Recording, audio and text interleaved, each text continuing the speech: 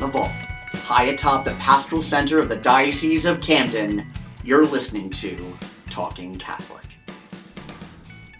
Welcome to another edition of Talking Catholic. I'm Jen Mauro, and with me as always today is Mike Walsh. You know, we always get made fun of by the Vicar General about the introductions to the show, and he says it sounds like an NPR intro, and I think that time it sounded more like a KYW News Radio intro. So, I mean, which I'm going to give you as a compliment. That's a good intro right there. Thank you. Do you want traffic and weather on the 8s too? There you go. Is it the 8s? Is it on the 2s? I think they're it's on the 7s. It depends on which city. Well, WINS was on the 2s, and I think KYW's on the... Oh, no, it's on the 10s. It's on the 10s and the KYW. I'm thinking about 880 out of New York, so I think it's on the 7s or 8s. Okay. We'll just make up our own number. Yeah. Plus, we gave all those radio stations free plugs. Yes, so we did. Enjoy, everybody. I was thinking the same thing. It just shows that we like to listen to news in the area. But we also could be completely wrong and gotten all that screwed up. So we're there you also go, folks. Team players. We really like our fellow communications people. Hey, listen, I actually do like our fellow communications people, and I have a great love of journalism and journalists. So, it brings me great joy when we get to interact. As a matter of fact, I have an entire series of interviews set up to interview a whole bunch of Catholic journalists from across the river. So I'm looking forward to doing that at some point in the very near future. I just got 2 commitments. What? Yeah. Oh, wow. I cannot wait to find out who it is, and I hope I'm on the show. We'll see.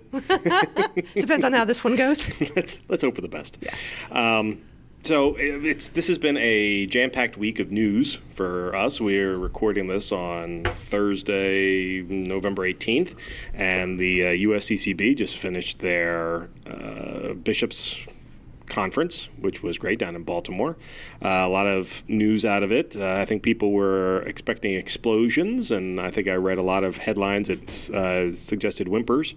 But the one I got the most joy out of reading was one that referred to it as an example of synodality, considering that we are deep into the synod time right now, that it was the bishops conversing with each other and having actual interactions. First of all, physical interaction was the first time they were together and not virtually. Right. So for me as a watcher, USB watcher, I found it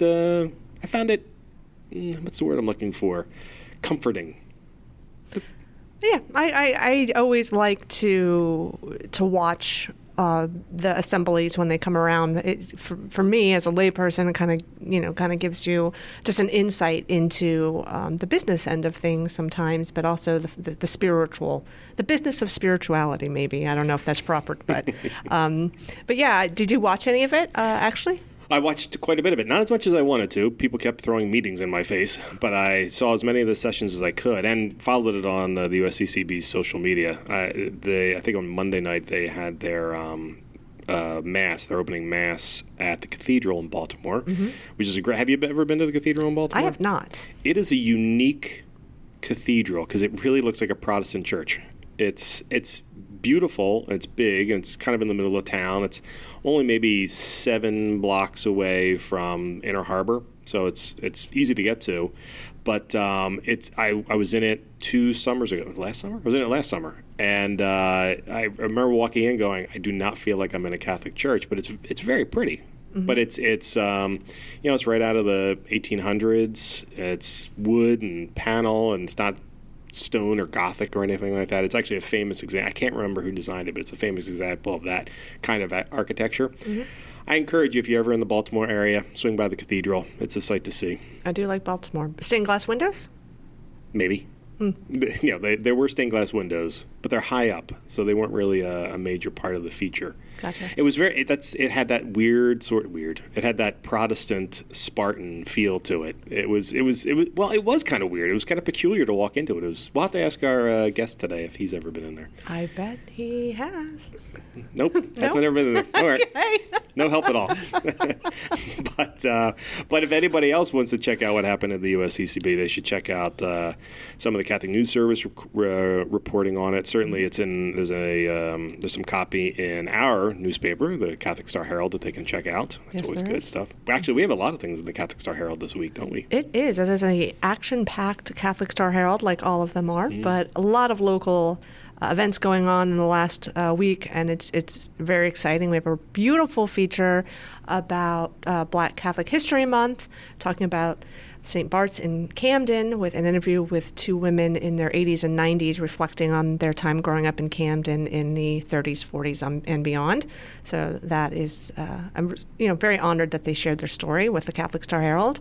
We have a report on Man Up, South Jersey Spirituality Conference. I heard you were there. I was there. It's the Men's Spirituality Conference. It was, considering that we're at the close, hopefully, of the pandemic, I have to say they had a great turnout. They had 300 men there, of definitely very dedicated. I'm actually getting a lot of survey results, and I almost wonder if we're hitting the right target, because everybody that was there goes to Mass at least weekly, if not daily, if not every single day. But it was great. There were some really good speakers. Danny Bader was there as a national Catholic speaker. We had a former legendary NHL referee, Kerry Frazier, was there, who many of us Flyers fans were able to boo personally, but he was such a great guy and wonderful on stage. Was telling some really not only very funny stories, but very spiritual stories. So it was great. Our guest was there, sort of. He phoned it in. He sent a video, but it was an impactful video. So it was very nice. It was all about vocations, which was good. And then we had an amazing. Actually, I regret that I did not record it. We had an amazing presentation by Father John March on the Sacrament of Reconciliation, in which he wept. In the final third of it. He was reading a letter from his mentor about a truly difficult moment in a woman's life, in a Catholic's life, who had basically turned her back on the faith, and she was in deep medical distress, and she was hospitalized, and he was a chaplain at that time, and he would attempt to visit her, and she would show her away for weeks. And then he didn't go for a little while because it was obviously causing her distress. And then one day, he just decided to kind of wing it and go in there and just check on her. And in that particular day, she ended up being receptive. And it was a powerful story of the power of confession, in this case, anointing of the sick, and how it's able to. She was saying, "There's nothing you can do for me. I'm a lost cause. I've lost my faith." And he just kept saying her over and, "I have all these tools. I can help you. I can help you. I can help you. I can do whatever you need done. I can provide for you." It was very powerful. And she finally relented, and she allowed him to, I believe, anoint her. The facts are a little sketchy in my brain. But and then of course she died shortly thereafter that day. But she went into heaven with a clean soul, because the Holy Spirit was in action that day and brought the two of them together. So it was quite powerful. And that's what's nice about there are now several Man Up men's conferences. There's one in Philadelphia, there's one in New York City, there's one here in South Jersey, though we're thinking we might expand it statewide. That's truly incredible. And you get these these wonderful, weird to me, wonderful to everybody else, stories about spiritual health. So it's great. That sounds wonderful. And there were men of all ages, young men and older? I hope so. I hope so. I was spending most of my time flitting around, but but the people who were there were very, very devout, and it was really wonderful. And there were these great breakout sessions. One was on St. Joseph. One was on how to host a gospel reflection group, and one was on something that I can't remember off the top of my head. I feel bad about that. But they were all well attended, and it's held at Paul VI High School every year. And the Paul VI High School is a great facility for hosting these events. A wonderful auditorium, and it was really nice. It was a great one. Sounds great. And the fact that there were over 300 people there, I mean, that says a lot right there. So. Yeah, because it's been hard for people to come back together again, and the people who were there were great. Ordinarily, it would be closer to 600. So the fact that they were able to get over 300 men to show up, and where not everyone's quite comfortable yet coming together, I gave them a lot of kudos. Great. Yeah. So anything else in the paper that was of particular? Oh well, we have two great sports stories. One on a championship-winning volleyball team, and one on a painful story about a team who didn't make the championship, but just talked about the resiliency of the girls on the girls. Was it Camden Catholic High School's field hockey team? Mm-hmm. Yeah, it was a beautiful story. I have to give a lot of credit to our sports reporter Mark Zamaro. Mm-hmm. He's truly great. Tells a great story. So. He does. He really knows how to weave a heartbreak together and friendship. Yeah. So they're both really good stories. Yeah, and of course you one of your faves, which is also in there, was the chalice story, right? Yes, we have a fantastic article about Father Hughes, our Vicar General, moderator of the Curia, about his chalice and the story behind his chalice and how it was crafted, and his family who helped, who actually created it for him. I don't want to give all the great details away. I think you can give the detail that his mother made it by hand. His mother made his chalice by hand. She'd already taken classes in chalice work, chalice making, metal work. Let's go with metal smithing. Metal smithing. There you go. And is it time for weather and traffic on the nines yet? And then his father made the box that it would be housed in, and it's a beautiful chalice that it's connected with a beautiful blue stone, and in the base is a couple of pairs of rings that go back to his great-grandmother and his mother, and it's beautiful. It's amazing to think that his parents had so much love and confidence in their son that they wanted to make sure that he has something special from them, and I just think it's a great story.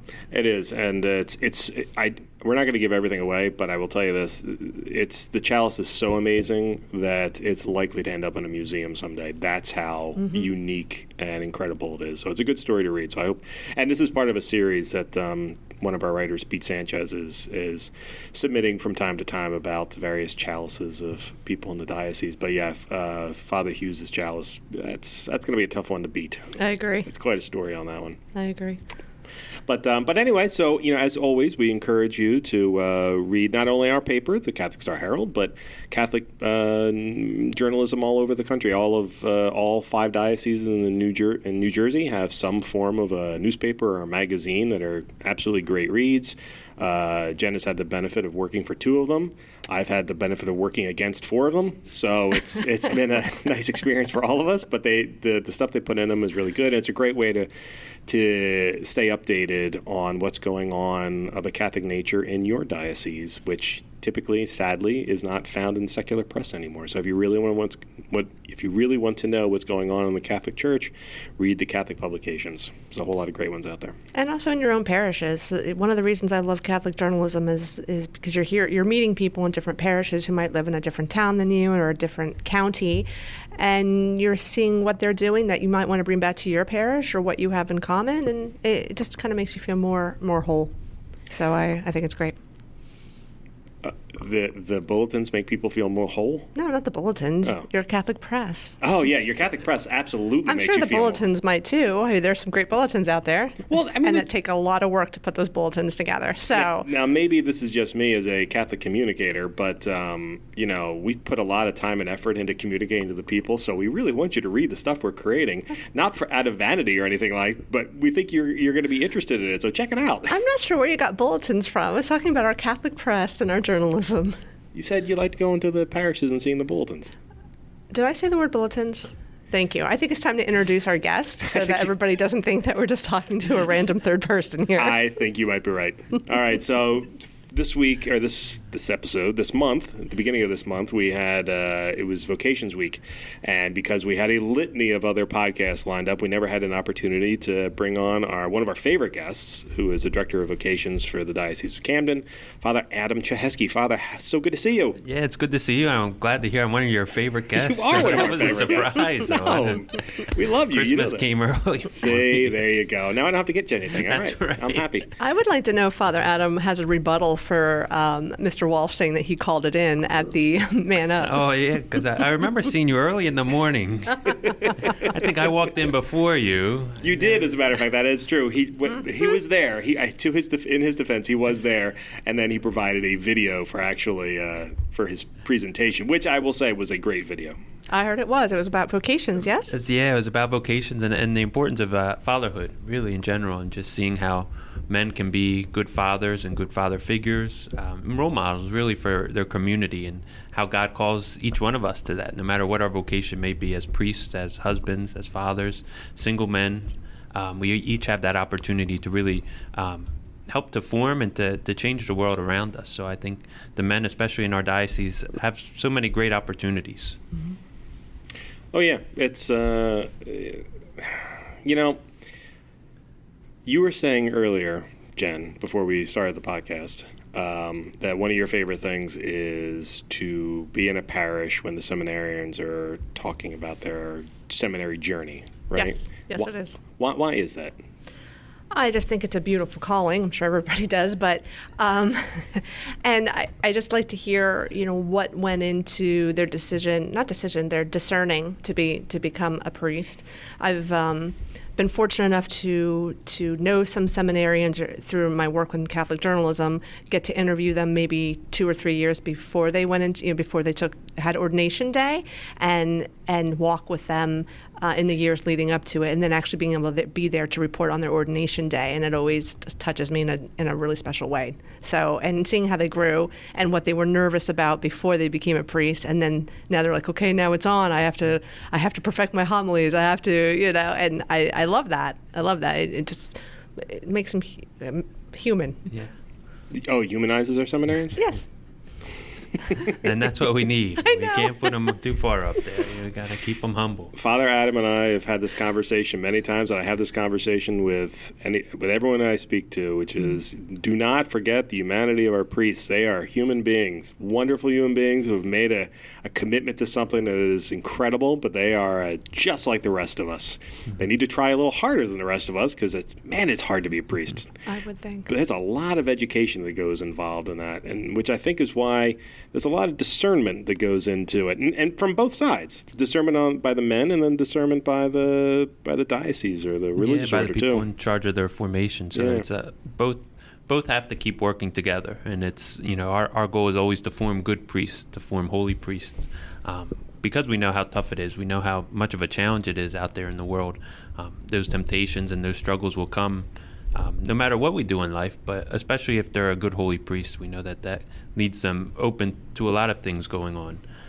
But it's always such a important part of their discernment and our discernment with them is to help them to see if God is really calling them to that life, and helping them be the best that they can be, knowing that as soon as they're ordained, they still have so far to grow. And I see that in my own life, and just thinking about You? yeah, You're so perfect in every way. No, I what wish I could say that. But I have so many ways. So if we have, how many hours do we have? We can go through everything that I need to grow in.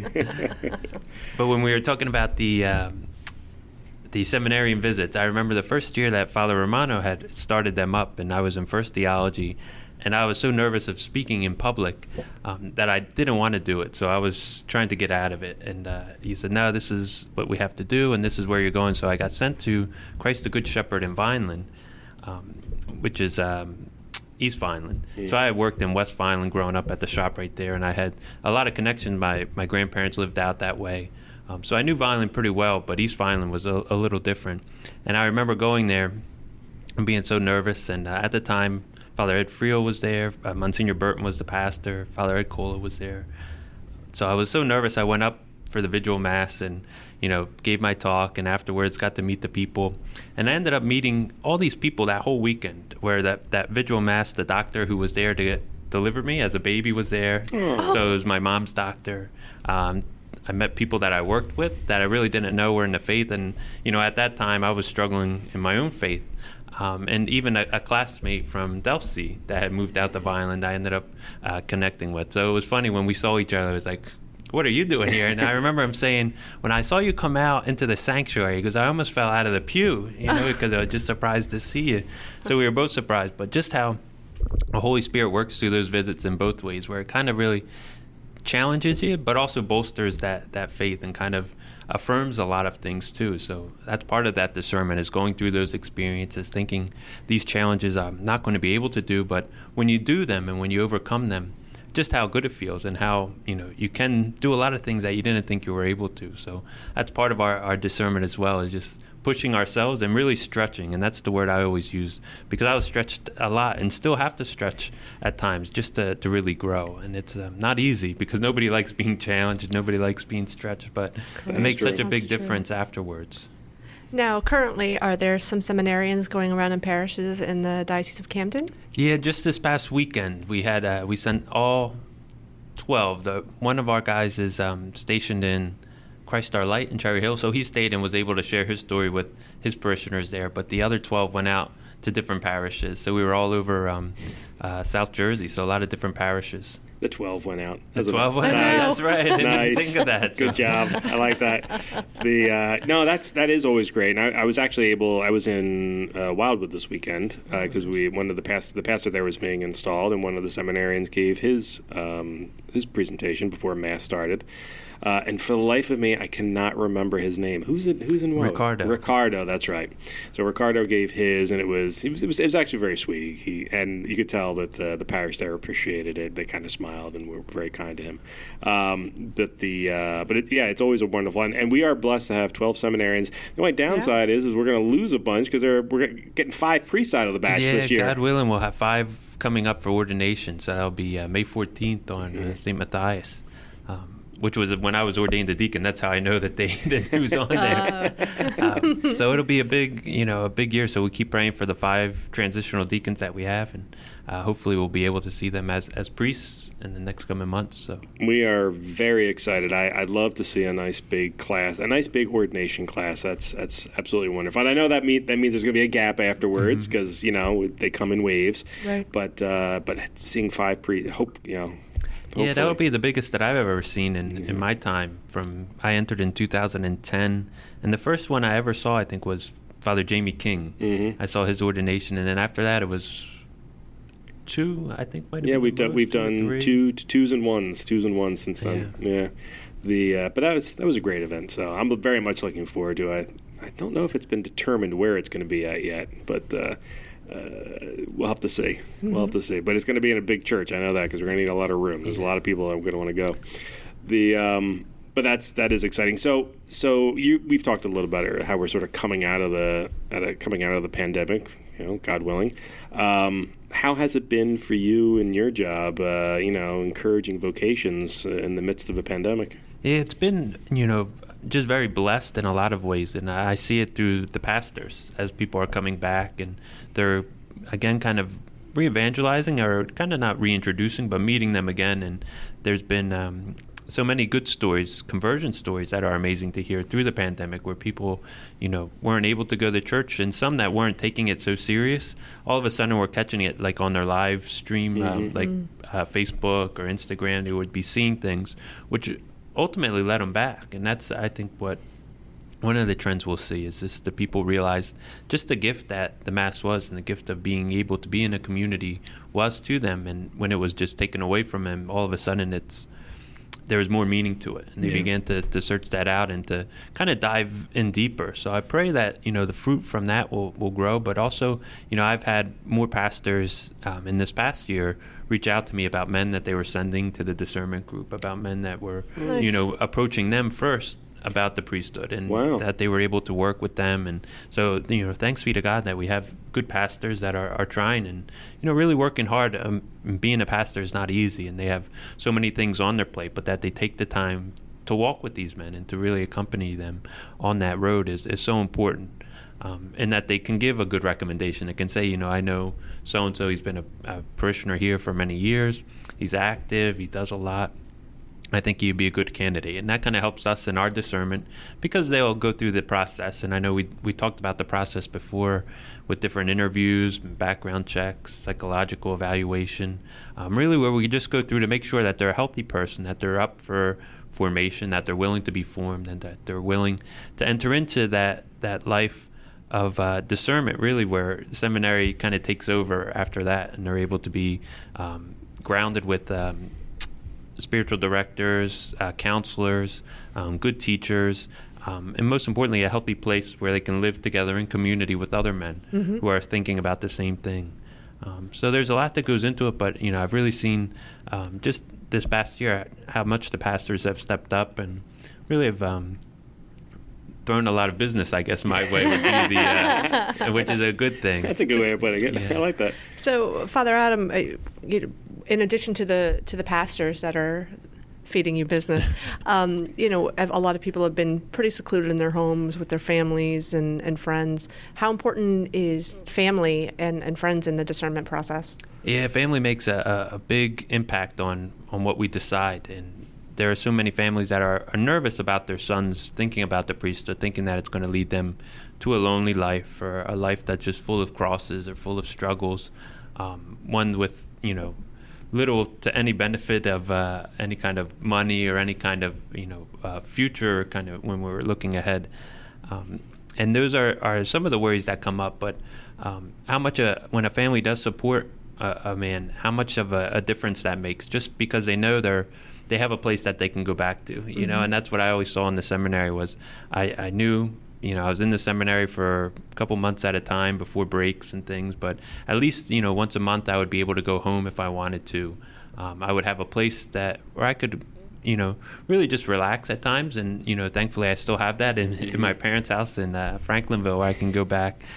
So I still have that support, and it really does, through their encouragement and through their help, but most importantly, their patience, I think, because there's like ups and downs that you go through, and they kind of stick with you through it all.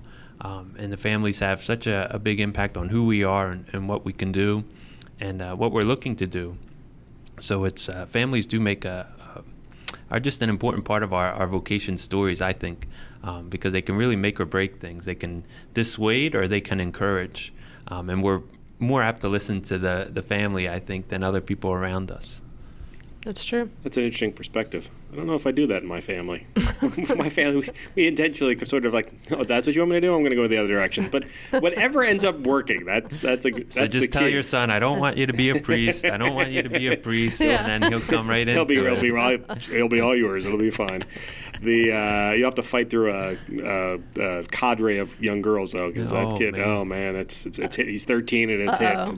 The dating, I didn't realize that dating started in 8th grade, but apparently dating starts in 8th grade. Oh, wow. I'm not prepared for this. But we'll see. But hey, you know what? Sometimes, as we've talked to many of our priests, that's part of the struggle they need to get through is, figuring out what they want in life. And is it a girl? Is it not a girl? Yeah, and that's the truth is, dating is usually a part of our lives growing up, where we have relationships in general, but also having a person that we really care about and one that we want to think about maybe a future of getting married. And that's really what the ultimate goal always is this the person I want to spend the rest of my life with? Yeah. And it's figuring that out, which takes time and which takes, a lot of getting to know them in different ways. And it's never an easy decision, but it's one where, we need to see if that's where we think our heart is calling us, to raise a family and to be able to be a husband or a wife or to be a mother or father. It takes a lot of prayer and it takes, a lot of sacrifice, just, as a priest would, or a single man or a single woman. So no vocation ever comes easy. And people always say, oh, Father, you have it so hard or you have it so difficult. And, just looking at my parishioners now, just seeing the stuff that they go through, it's like I really don't have anything to complain about. Like there's nothing that I can say because, there's just so many differences in the vocation. But when you see a family that really pulls together through a struggle or comes together, it's a beautiful thing and just something that, I'm blessed to be able to witness at times. Yeah. So there's a lot that goes into it. But, that all that experience and through our relationships does make a big difference just in us kind of deciding what are we looking for our lives. Is this something that I feel attracted to spend my life with another person for the rest of my life, or is it something that I don't feel as attracted to? Mm-hmm. It's interesting. When I think about the priesthood, the word discernment is always used, even maybe over decision or choosing, it's discernment. But right now with you talking about the different vocations, the vocation of marriage, or it's more than just a decision. It's discerning. Yeah, and that's somebody had brought up a good point once to me. They said, the seminary, it's at least 7 or 8 years before you get ordained. They said, now just think if that was the process for somebody getting married. If you had to do 7 years of an engagement, by that 7 years, you get a good picture, but you don't know everything still, but you get a better idea. And most engagements are maybe a year, maybe a little bit longer. But how much, our time there makes a difference where you really have to enter into it. And if you're just kind of scratching the surface of it, you're never going to really know for sure. Yeah. So that's why the seminary makes a big difference where you can, you're kind of taken out of your normal environment of being in South Jersey for us. So we go to North Jersey or to New York, and we're thrown into a rule that we have to follow. We're thrown into schedules that we have to keep, and we're given assignments to foreign places for me. So like the places up there where, I always used to tell people I never drove farther north than Seton Hall, but every once in a while you get an assignment past Seton Hall. So I always like coming south more than going north. But it was interesting where it really it challenged you in a lot of ways. So it was good. Yeah. Speaking of that, you and I grew up in the same general vicinity, one town over from each other. And I was telling somebody recently, it might have actually been Jen, come to think of it. Somebody was asking me about, going someplace, up north. And I was explaining to them that to me, anything above Gloucester County was North Jersey. That's right. It's like, I'm 2 counties from the bottom. And I'm like, nope, it's all up there at this point. But... So do our high schools, our Catholic high schools, are they in service to you in the sense of helping to find potential priests? Yeah, they have the directors of Catholic Identity at each of one of those. So I work with those, and actually I was just talking to one today. We're scheduling our high school visits. So the first week of January. So our seminarians will get winter break off, Christmas break off, and they usually get about 3 or 4 weeks where they're home and without any real assignment, except for our deacons. They'll work at the parish during that time. But we usually get the first full week of January is the week before they go back. So we schedule our high school visits that week. So we're going to start that Tuesday, and we're going to hit Wildwood Catholic, then we're hitting Holy Spirit, Camden Catholic on Thursday, Paul VI on Friday, and then Gloucester Catholic on that Monday the 10th. So we're going to be, trying to hit each one, and that's something that Father Romano had also started, and something that I fought against going. And when he forced us, again, it really challenges you, but it's something that makes a big difference when you're up there and you're able to speak and at times be challenged by these students, to see just where they are in their own faith journey and trying to react, but also trying to help them to be formed as well, just as their teachers and the priests in their schools are doing as well. Do you find that they're curious? Sometimes not as open, but I think of my own life as a high school kid, that I don't know if I would have been too receptive either, but the big thing is that we're always trying to plant the seed, that this might not be something that makes sense to them right now. For some of them it will, but for others it might be something that, like myself, I came back to years on when I was about 23, 24, when it really started to kind of grow. I guess the seed began to get watered more and more, and I was able to grow during that time. So it's really just, casting the net in a lot of ways to see what we can catch, and knowing that it's going to be tough, but that it's just planting the seeds, and that God will really take over after that part. I've been to many of Bishop's visits when he goes to parishes, and almost every single time he's at a parish, he makes a point, either in his homily or before the close of Mass, to turn towards the parishioners and point his finger at them in a kind, pastoral way, and remind them that it's their responsibility to produce priests. And it kind of is. I mean, it's. I know we were joking about my own son becoming a priest someday, possibly, but we're the people who are going to know, right? So it's not necessarily the priest is going to figure it out. It may end up being one of us tapping somebody on the shoulder and going, "Have you ever thought about being a priest? You'd make a great priest. Have you? We might be. And I'm not saying we're the voice of God on this, but we always hear about a calling. Sometimes that calling may come in the form of someone you know, somebody you don't know, somebody you barely know, suggesting the idea to you." And then planting that seed in your head, and then if we talk to any of our priests, them fighting it for the better part of 5 to 6 years until they finally succumb and they realize that that's the path that they're supposed to be on. But I've taken that to heart. I've now heard Bishop say it enough times that if I see someone who I think could potentially be a good priest, I am very comfortable now telling them that. Same thing with nuns too, the women religious. I'm very, very comfortable now with. Have you ever considered becoming a woman religious? Jen, have you ever considered becoming? I know you're married now, but have you ever considered becoming a woman religious? I considered it. Did you really? I actually did. Oh wow! Yeah. Look at that. Yeah. I'm saying the word "actually" because of the look of shock on your face. Yeah. I am stunned actually. Yeah. I think I was in my early 30s because I'd come to the Catholic faith later in life. Even I was baptized Catholic, but I hadn't grown up in that faith. So, yeah, the more I got to learn and read about like Mother Teresa and especially Mother Teresa because she had gone through such dark times too. I think that there's this idea that to become a sister or a priest, you have to be this amazing holy person who knew from the get that that's what you wanted to do. So reading Mother Teresa's book, it was like, oh, wait, they have dark times too.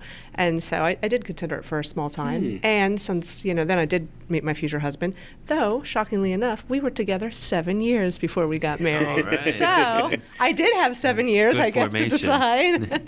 Good point. Good formation. That's that. But yeah, I did. Yeah. Oh, okay. I never once for a second thought about it. Not even a second. I've had people come up and ask me if I wanted to be a deacon.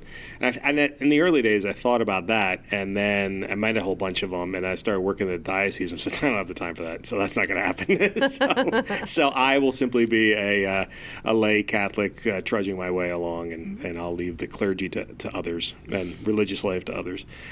Do you have much interaction with women religious and encouraging women to not choose as that much. vocation? I do work a lot with the Samuel group that goes on. So I work with the sisters, the Franciscan Sisters of the Renewal, and some of those missionaries there and people that are thinking about it.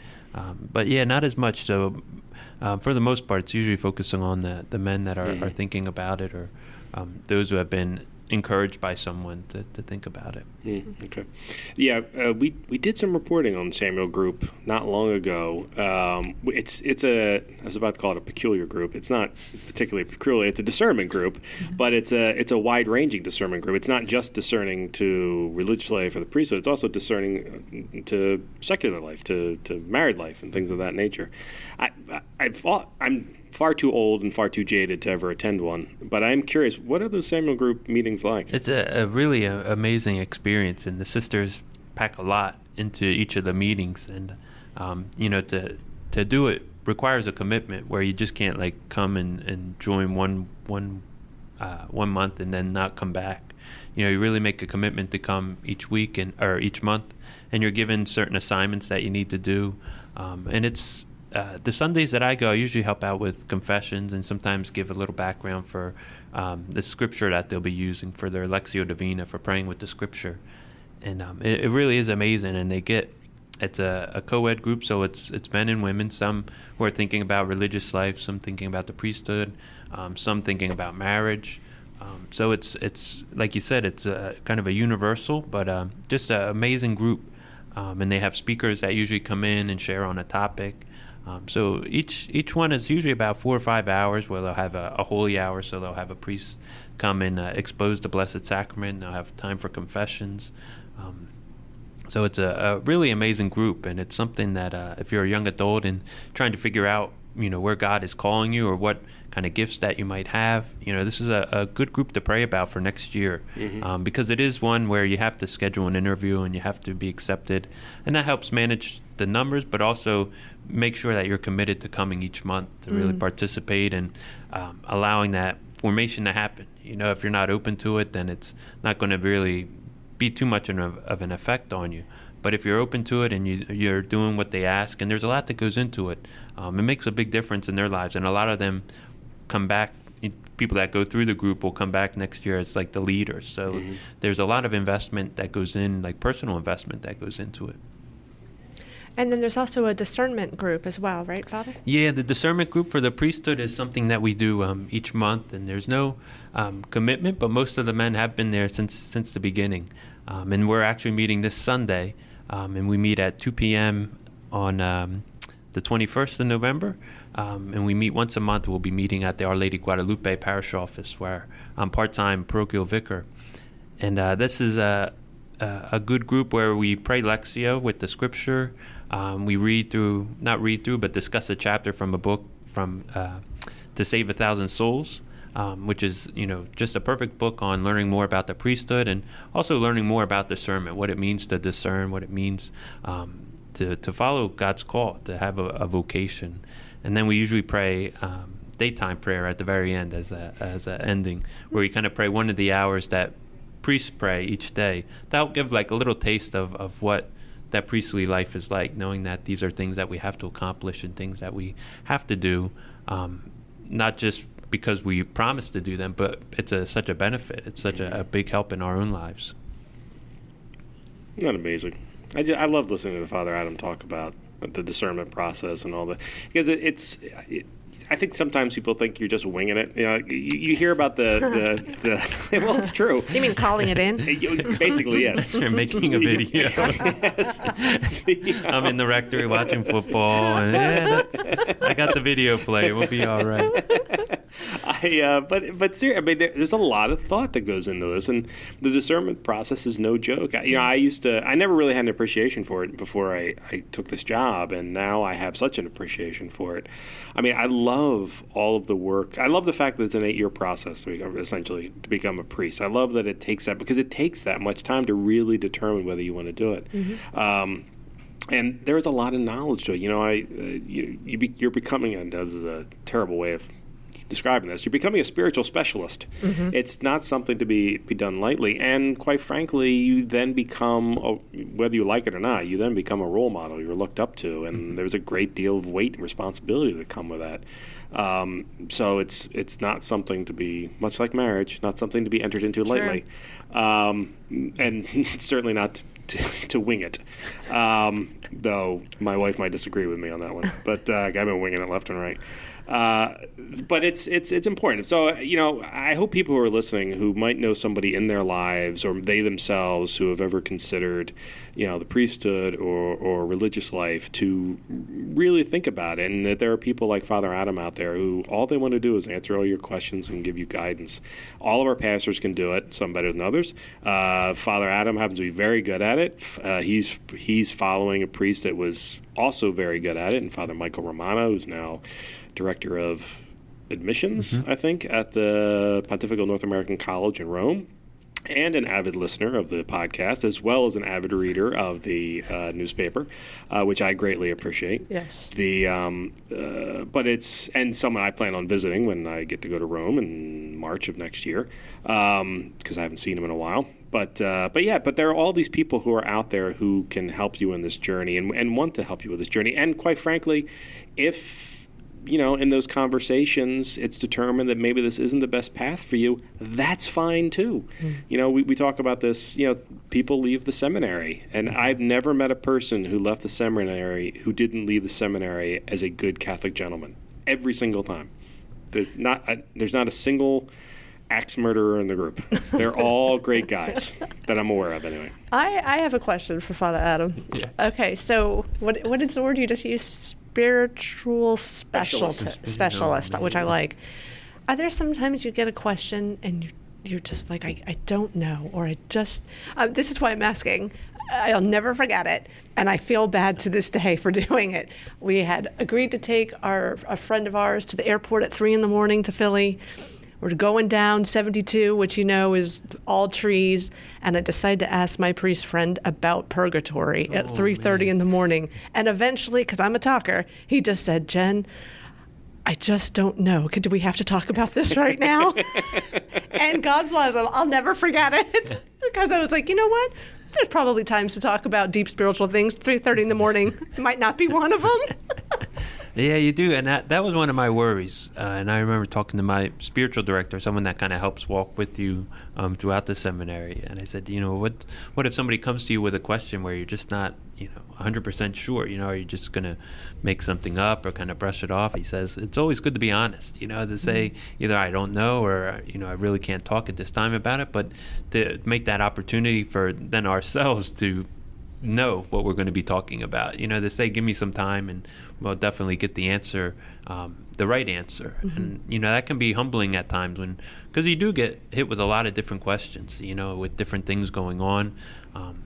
But it's if you're worried about knowing everything, it's that's always going to be there because people are always going to be challenging, but also asking you different things that we might not give 2 seconds about, it might not that it's not an important question, but it's an important question that kind of comes from left field. And, that humbles us and challenges us too, which is a good thing where, and you have to be honest with people because ultimately they're going to listen or not listen to you. And if you give them bad information, then it's not going to be their fault, but it's going to be on us. And I think we the seminary gives you a good background for it and gives you a lot of good foundation, but you have to keep learning, and that's why we have our continuing education opportunities. We have to keep reading. We have to be on top of things that are going on. So there's always opportunities for us to learn because that's people are going to ask us about. Mm-hmm. Since Jen brought it up, by the way, do you want to give her the explanation on purgatory now? Sure. Okay. So what do we got? Another hour, right? Bring out your Bible and we'll start. To be fair, we had been talking about it for 10 minutes. I think eventually he was just like he wanted to sleep. Yeah, at 3:30 in the morning, and you get hit with those things where you have to really be careful. So you don't want to give the wrong information or bad information. And if you're tired or you're not, in the right frame of mind, it's important that we can take that step back too. Yeah, definitely. So in our conversations, prior to this, we also wanted to say that we wanted to talk about seminary life a little bit, but we also knew that this will be coming out the week of Thanksgiving, so we want to talk about Thanksgiving a little bit as well. Now, like I said earlier, Father Adam and I are from the same general vicinity, so I would imagine that our Thanksgivings are somewhat similar. But you, on the other hand, have grown up in many different parts of the country, and I'm curious, what is a Texas Thanksgiving like? A Texas Thanksgiving? Well, in my house, my family grew up pretty close to each other, like 10 minutes apart, so it was mainly just getting together. Lots of Southern food, lots of butter was involved, black-eyed peas. I don't know if that's a thing up here too much, but lots of cabbage with extra butter, and then we all get together and then watch football afterward. They watch football. I'll tell you what I really did enjoy, though. Thanksgiving in Germany, which obviously there is no Thanksgiving in Germany, so the first year that we lived there, we lived with or rented an apartment from a German family, and we told them about it, and they were very excited. And so they had a bigger place. It was their house. We were just renting a small room. So we brought Thanksgiving, all the fixings to these German family of about 10 to 12. And they loved it. They loved it. And then also, there is one dish at Thanksgiving I make every year. It doesn't matter who wants it or not. I'm bringing it. Maybe this is a Texas thing. It is lime green jello, marshmallows, cream cheese, and pineapple. And I know it sounds terrible, and it looks awful because it's green, but it is amazing, and it goes everywhere with me. And this year I'm spending it with friends for the first time, and it's going there too. They just don't know it yet. It's funny that you should say that because I actually spent Thanksgiving in Ireland several years ago, and when we were there, we celebrated Thanksgiving as a family, as myself and my in-laws, by going to a German restaurant in Ireland to celebrate Thanksgiving. I will let you know, there was no turkey, there was no stuffing, there was no nothing, but it was delicious. I couldn't even tell you what we had, but it was a great, it was one of my favorite Thanksgivings of all time, so I was a fan. However, the typical Thanksgiving is the traditional Thanksgiving with turkey and family and stuff like that. It's actually killing me this year because it's looking more and more like we some of my family members have things that have popped up, and we may not actually be able to get together this year, and I'm rather distraught about it. Oh, no. Yeah, I know. That was exactly my rep. Oh, no, indeed. So we may actually like go up and see the Macy's Day Parade instead or something like that, and always wanted make a to do day. that. I've been invited many times and can never go, and I'm like, well, if my entire family's ditching me, then maybe we'll go up this year. It'll be great. My family ditched me as well. They all went to California. So that's why we're hanging out with friends. Well, don't worry. You're doing better because I've been to California many, many, many times. You're not missing anything. What about you, Father Adam? Oh, I'll be in Franklinville, so I'll pop by Mike's house and pick up a little bit before I go down. Actually, if we're at the Macy's Day Parade, you just check to make sure the lights are off and the dog's fed. We'd really appreciate that. Right. You know, Bishop Sullivan had a really good column in this week's Catholic Star Herald about Thanksgiving and about saying prayers of gratitude to God. And my friends don't know it yet, but I'm pretty sure, like we always say, Thanksgiving, prayer, of course. But he suggested everybody go around the table and say what they were thankful for that year. And I really like that idea. Yeah, that's a good idea. I think I would try that. Yeah, that helps to put everything in perspective, especially on that day. It makes you slow down, Yeah. I think, a little bit too, and really just think about what you are thankful for that day. Mike, are you thankful for anything that you want to share with the class? Almost never, and that's actually my least favorite Thanksgiving activity. We were discussing this in the. We were discussing. Jen has a look of shock on her face right now. It is shock and a little bit of horror as well. That was attempted a couple of times over the years in my families, and myself and my cousins were able to rebel. And when it came to us, we just had so much sarcasm involved in our Thanksgiving news that they decided to stop doing that. And I got to be honest with you, I feel kind of comfortable with that. I love Thanksgiving is my favorite holiday of the year. I love having family around. I love football. I love the food and more of the food. Growing up, we would have 2 lunches and a dinner. That we'd have to go to every holiday, actually, but Thanksgiving was the biggest. The desserts are fantastic. We'd play football. We'd watch football, the whole thing. I love it. None of the pressure of Christmas to get stuff done beforehand. You just roll in, eat, talk, be merry, and get out. It's the best. And then when people they started to put pressure on me to be thankful for things, and I couldn't deal with it any longer. So well, I'm going to text you on Thanksgiving and ask you what you're thankful for that day. That is going to happen now. I will be thankful for the do not disturb button on my phone. That's what I'll be thankful for.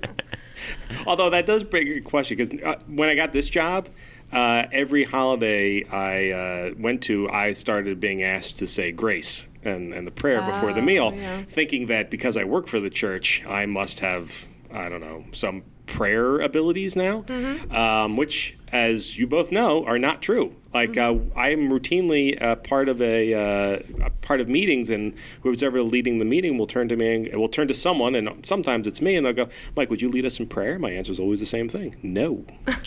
I'm no good with prayers. I can't memorize prayers, and I stutter my way through it. Which begs the question, Father, I'm going to assume every time you're at a meal by yourself or with others, but you're the priest. You're the only priest at the table. You are forced to say grace. Yes, and that's a good thing, because it's usually they're very hungry, and I make sure it's a longer prayer, so it makes them even more. But at least they appreciate it, so it's a good sign. That's hysterical, actually. I kind of wonder if I will ever do that. Now that you've said it that way, I almost wonder if maybe I've been doing it wrong all this time. No. It didn't occur to me that I could create pain by making the prayer. Next time they say, "Will you offer a prayer?" just reach into your pocket, pull out the rosary, and just say, "I believe in God." Well, I'll tell you what I did do. I did use technology to my credit, to my advantage. And now every time before I go to a house, whether it's at our house or if I'm going to someone else's house, I quickly pull up a prayer for that holiday and leave it saved on my phone, so that as soon as they go, "Mike, can you lead us?" "Yes, I can," and I start reading the prayer off. That's awesome. Yeah, use the gifts that you have, and That's right. Don't be afraid to say the Our Father. Or the Hail Mary as well. Those are good things to always pray. That's a good thing. I like that. See, I have so many Protestants in my family that I have to be careful about where I'm pulling my Yeah, Our Father is always the go-to. That's a good one. I got to remember that. That's good. Of course, I won't go into some of the shorter ones we use, but depending on who's there's what's the classic super short grace? So Lord, and these that. No.